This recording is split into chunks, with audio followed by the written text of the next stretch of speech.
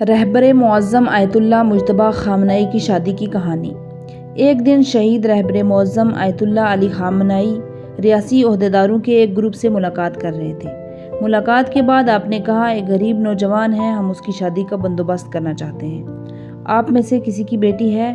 اس وقت پارلیمنٹ کے اسپیکر غلام علی کے علاوہ سب خاموش رہے۔ اس نے کہا کہ میں اسے اپنی بیٹی دے دوں گا، لیکن مجھے اس نوجوان کے بارے میں کچھ معلومات درکار ہیں۔ شہید رہبر معظم نے جواب دیا، یہ نوجوان بے شک غریب ہے لیکن دیندار ہے، پرہیزگار ہے اور اچھے کردار کا حامل ہے، میں اس کی ضمانت دیتا ہوں۔ جناب غلام علی نے فوراً کہا کہ میں اپنی اسے بیٹی دے دیتا ہوں، آؤ فاتحہ پڑھتے ہیں۔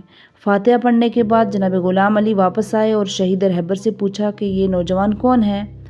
رہبر شہید نے جواب دیا، میرا بیٹا مجتبیٰ۔